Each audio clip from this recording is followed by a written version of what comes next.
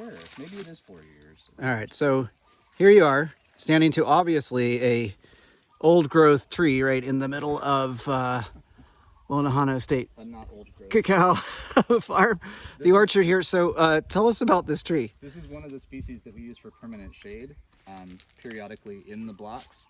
So up here we use perimeter agroforestry to shelter from wind, and then we use different species within the blocks to provide shade, partial shade. Because in a commercially productive cocoa orchard, we need to kind of like make a simulation of a forestry environment, but we don't want too much shade because that will suppress our production. We want 15-20% shade, light shade. So we intermittently, there's another one behind, we'll use these species and also another one, which is a cordia, which is in the laurel family. Those two are our main go-to guys for permanent shade. And both of them are species that in the rainforest environment are they are the first ones to come back and dominate when our rainforest has been disturbed. So these are both species that spike up really fast and then canopy and shade other things out. So they're very fast growers. This tree is only about, I think I just figured, a little less than 4 years old. And Wow. you can see how massive it already is and how tall. So that's what they do, and that's why they're such good candidates for this purpose in the orchard for us, because they're rapid growers, they spike up really tall, and then they canopy out, which is exactly what we're looking for. So these two species, the cedro and the cordia, we use for that purpose. And then you'll also see in here koa trees, milo, mahogany, neem. And these are all the kind of forestry species that we tend to rotate through in different points of the orchard, different purposes. And so when you started, Yeah, how many of these trees were here? 0 of these trees. So none of this So forest, nothing you could see. This was ex-sugar land, and there was nothing here but guinea grass and halickoa, which are the two invasive species that colonize disturbed land in this area fastest. So they'll take over, and when sugar left production in this area in 2000, about 1996, I guess sugar left this plot, I think.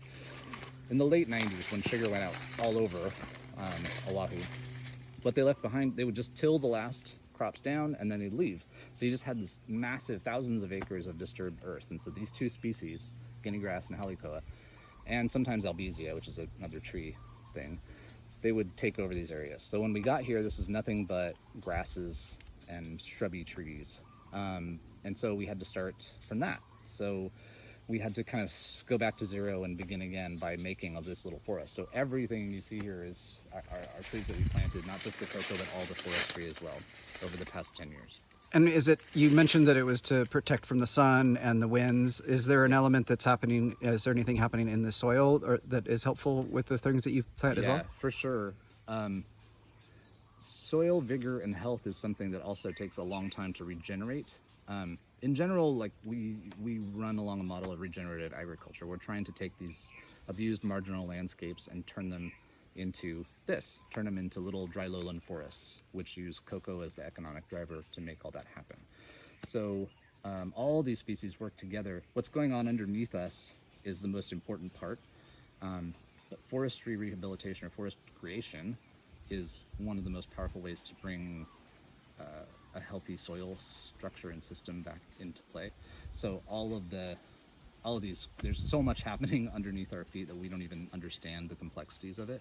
But definitely some of these species are key in that. I think the koa is really helpful in that. It is an end fixer and nodule creator, and definitely helps create networks of what's going on underground so that the mycelia can get going, all the fungus that allows these trees to talk to each other and deliver nutrients to each other. And us putting nutrition on the top of the soil and letting it soak in is just the very, very basic first step.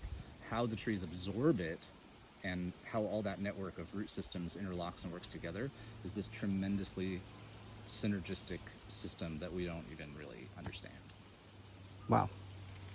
That's very cool. But they all work together and they're all really important. So it's not just that they're protecting environmentally and creating conditions that raise humidity, protect from wind, and shelter the cocoa. They also work symbiotically underneath the soil as well.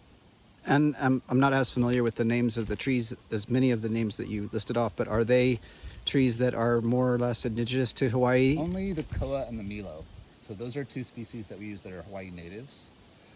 All the other trees are exotics. So this one I'm leaning on is a Latin American cedar, basically cedro. Cordia, Everything else is from somewhere else in the world, and it's been brought here: mahogany, neem, all those. So we only use 2 natives, which is a cool start. Yeah. But yeah, there's a certain limit to this approach to using exclusively native species, and it's hard to make it work. But it's all additive and really powerful.